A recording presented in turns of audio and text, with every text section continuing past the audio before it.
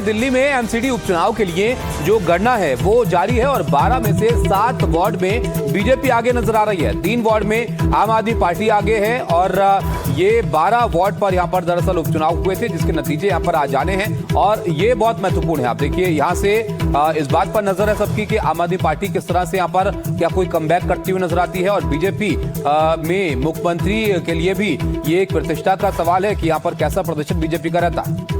बिल्कुल, इधर अगर बात की जाए मुख्यमंत्री की साख बिदाव पर है तो वहीं दूसरी तरफ आम आदमी पार्टी की अगर बात की जाए तो सौरभ भारद्वाज की अग्नि परीक्षा भी इसे माना जा रहा है। वहीं कांग्रेस और एआईएफबी भी एक सीट पर शुरुआती दौर में आगे चल रही है, तो मुकाबला कड़ा है और जो शुरुआती मतगणना है उसमें से अभी तक 12 में से 7 वार्डों में भारतीय जनता पार्टी आगे चल रही है। 3 वार्डों में आम आदमी के उम्मीदवारों को बढ़त मिलती हुई नजर आ रही है और कांग्रेस और एआईएफबी एक सीट पर इस वक्त आगे चल रहे हैं। लेकिन फाइनल जो आंकड़ा है वो क्या कहता है ये थोड़े देर बाद जो है वो साफ हो पाएगा कि एमसीडी में आखिरकार कौन जीतता है। तो 12 वार्डों की अग्नि परीक्षा और कौन इन पर जीतता है ये लगातार हम आपको बता रहे हैं। इस वक्त अगर शुरुआती मतगणना की बात की जाए तो 12 में से 7 वार्डों में भारतीय जनता पार्टी आगे चल रही है, 3 में आम आदमी पार्टी और कांग्रेस और एआईएफबी का शुरुआती आंकड़ा जो है वो भी सामने आया है। एक सीट पर दोनों आगे चल रहे हैं।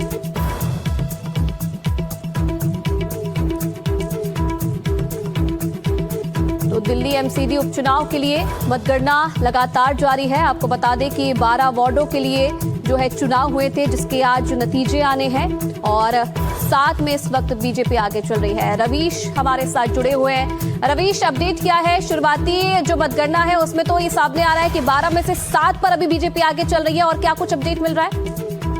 जी बिल्कुल, 12 उपचुनाव एमसीडी के हुए थे और आज मतगणना चल रही है। उसमें से 7 पर बीजेपी आगे है, 3 पर आम आदमी पार्टी और 1 पर जो है वो स्वतंत्र उम्मीदवार जो है वो इस वक्त आगे है।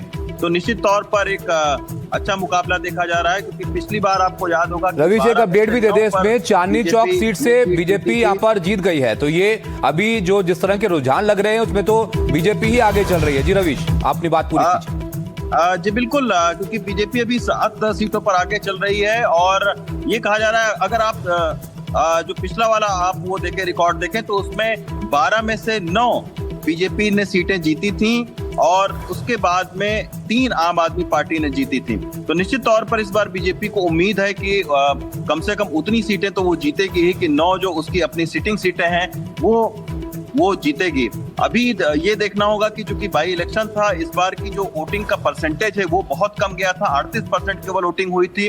तो ऐसे में जो जीत और हार का अंतर है वो बहुत कम अंतर होगा और यही वजह है कि आप देख रहे हैं कि बहुत ही कम मार्जिन से आगे पीछे जो है वो जो मतगणना का ट्रेंड है वो चल रहा है। अभी फिलहाल देखना होगा कि आखिर कितनी सीटों पर बीजेपी जीतती है, लेकिन अगर 9 सीटों से बीजेपी कम होती है तो निश्चित तौर पर बीजेपी के लिए कहीं ना कहीं एक सियासी धक्का होगा। ये बहुत शुक्रिया रवीश आपका सब जानकारी के लिए। तो 12 यहाँ पर वार्ड में उपचुनाव हुआ था जिसमें से पिछली बार 9 बीजेपी के हक में गई थी, इसलिए बहुत महत्वपूर्ण है ये इस बार के नतीजे। हालांकि शुरुआती रुझान आ रहे हैं उसमें बीजेपी ही ज्यादातर सीटों पर आगे नजर आ रही है।